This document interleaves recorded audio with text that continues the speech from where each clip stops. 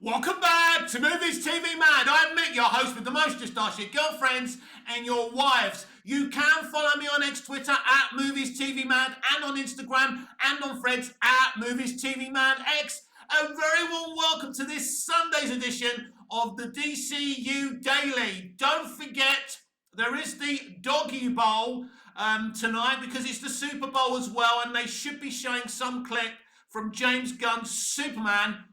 That's what I think. He's been talking about promoting like dog shelters and talking about his dog Ozu. Hopefully there'll be some kind of sequence. Now, I want to play you an excerpt on audio of a part of the John Campea show.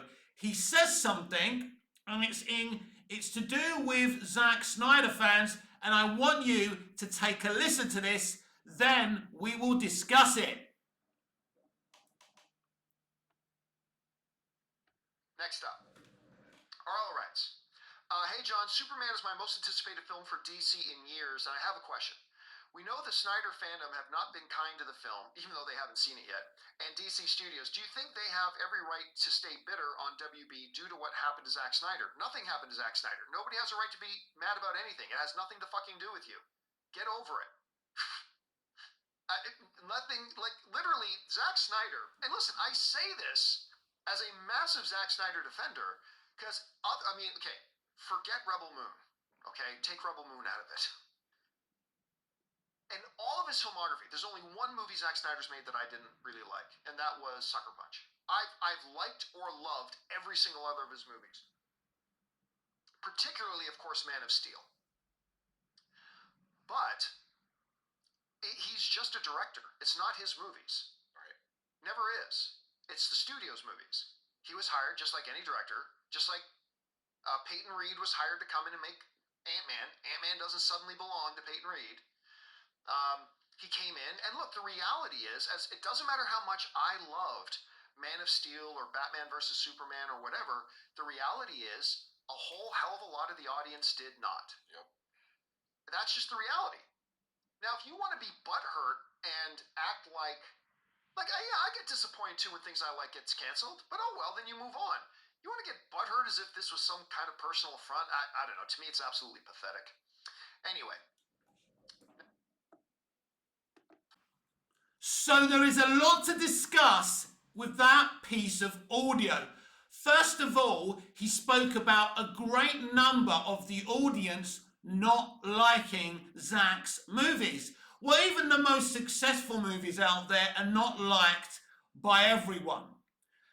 Just under 700 million for Man of Steel, an amount that can't be sniffed about, and we don't know how much James Gunn's Superman's going to make at this point. Batman vs. Superman Dawn of Justice made just shy of $900 million. And although the studio wanted more, and I think the studio should expect more from a Batman and Superman movie, you've got to remember the context of that movie. It's a defined vision. It's not made for a huge audience, but it still did incredibly well at the box office, considering it's such a divisive movie. So that's absolute nonsense as well. Then he said, before that, he said, Snyder fans have got no right to be butthurt or upset. He told Snyder fans to move on. Snyder fans have every right to be butthurt and upset, and he has, as I say, he's got no right. He doesn't get to decide when people move on. And, the question from the fan was interesting. Oh, they haven't seen the movie and they're being cruel about the movie. Well, listen, Snyder fans from the beginning, just saying we liked Man of Steel or Batman vs. Superman meant we got bullied. Before the Snyder fans became so vocal, the reason they became so vocal, you would just be attacked on social media for saying, hey, I love Man of Steel. Hey, I love BVS. It was only afterwards when Zack was removed and Justice League was left there and they brought in Joss Whedon. But even when Whedon was announced and Zack stepped down, Snyder fans weren't being aggressive. They said, right, Zack's lost his daughter. We understand that. We can't expect the director to continue working because we didn't know the full facts, did we? And we said, let's see what Joss does. Because at that time, we all respected Joss Whedon, right? We thought he was a stand-up guy. He'd done, the first couple of Avengers. Why not? If he can finish it off and see where we go with it, fine. Once we saw the film, we saw that they urinated over the man's movie.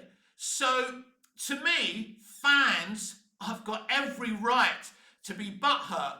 But what all this proves is because there's no bigger studio shill than John Campea. John Campea used to work within the industry. He understands the industry. That's great and all, but a lot of the times he's rude and his attitude stinks and he's a know-it-all and he very rarely gets it right with his takes. That's what amazes me with John Campea.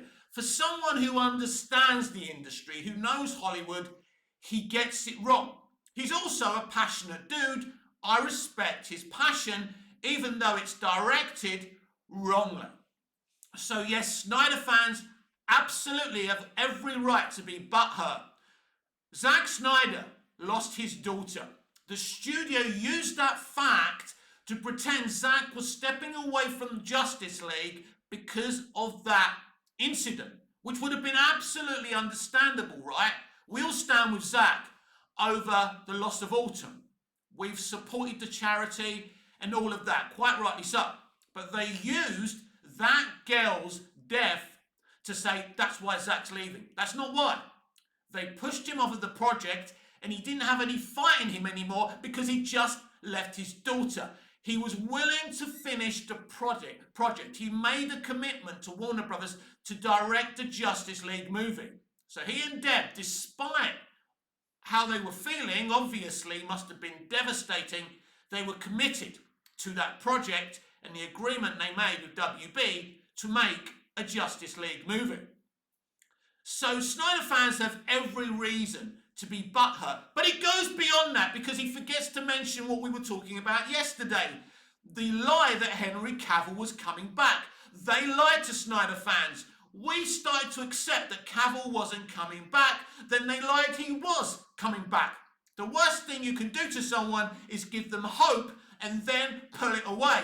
So John Campea, I say to you that every fan, Snyder fan or not, has every right to be upset.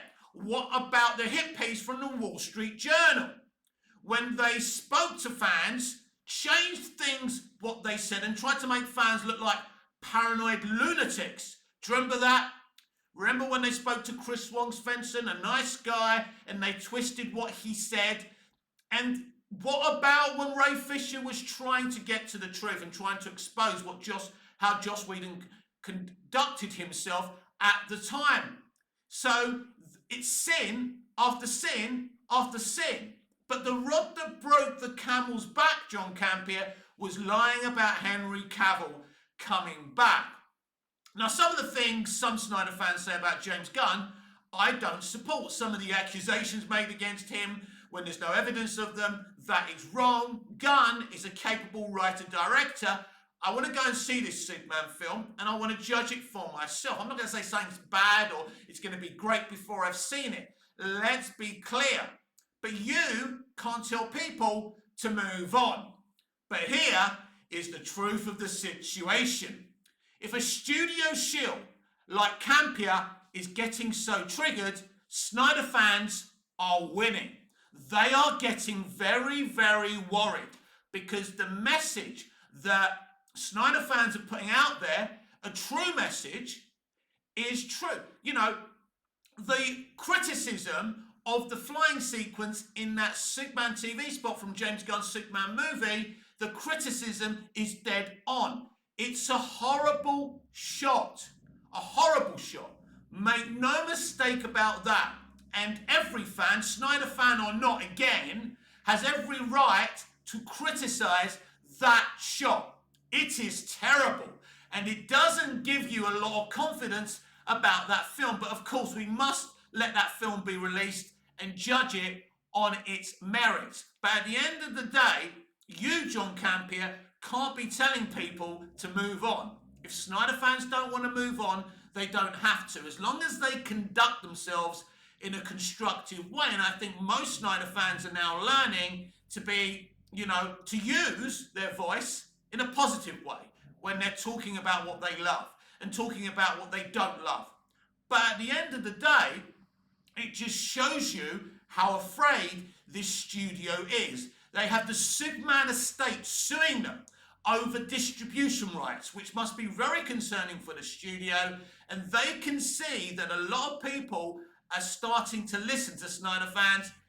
We spoke yesterday as well about the fact that, the TikTok generation think Henry Cavill is still Superman, and quite laughable that they didn't even know that there was a new Superman or a new Superman movie coming out as well.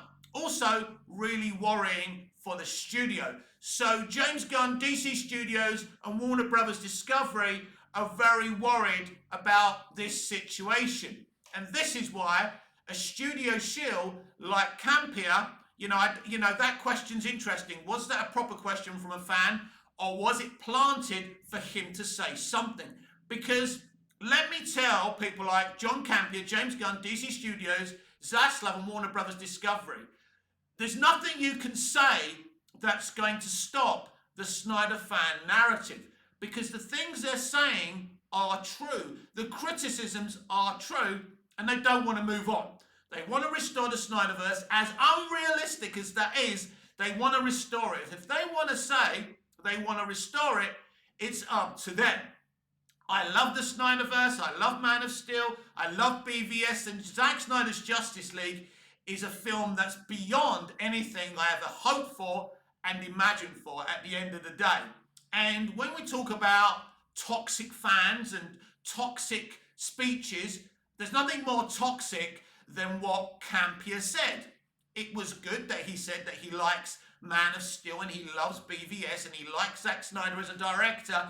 But to tell people they have no right to fight for a director that they want to fight for, to fight for the Snyderverse, to want to restore the Snyderverse, as I say, as unrealistic as that is, they have that right to do that at the end of the day. And for him to stand there and say they have no right to be angry, who are you to say that they have no right to be angry? Who are you? Emperor of movie fans? You've got no right to be sitting there and saying, they've got no right to be angry. There's no reason to be angry. Of course there is. Of course there is. It was publicly there. And even when AT&T and Stanky gave Snyder $70 million to finish his Justice League movie, and he did it, they were trying to get him to remove Green Lantern, which they had to, right? And Zack nearly quit from putting the Justice League movie together. But he kept with it for us, the fans, because that's the type of man that he is. So they were even doing things back then. And then they leaked a dark side moment from that film and interrupted a Tom and Jerry film on HBO Max. So their sins and crimes go on and on and on. And this is why fans are really upset, John Campea. And for you to ignore that shows you what a studio shill you are. You have a right to say your opinion. We have a right to say our opinion. But you don't get to say that you have no right to be upset. Everyone has got the right to be upset about any subject they want to be upset about. And you don't have the right to say to people, move on. Move the F on. That you have no right to be upset. He says, oh, well, Zack Snyder doesn't own these movies. They're owned by the studio. We know that. We know that. That is not the point. We're talking about creativity. We're talking about art here. This is what we're talking about. They've even done it to James Gunn. They cancelled that Looney Tunes versus Acme or whatever it is, right? That Roadrunner versus Acme movie. They've done it to Gunn as well, but he's a studio man and he knows how it works. So he's playing the studio game. I think what I would do on July the 11th, I'm not the man to do it with such a small following, but someone should do a worldwide Man of Steel watch party on July the 11th. Because if you want to take attention from the trends from the Superman release on July the 11th, that's a really good thing to do. Now, I don't want the film to fail, But if you're a Snyder fan and you want to keep on fighting, why not?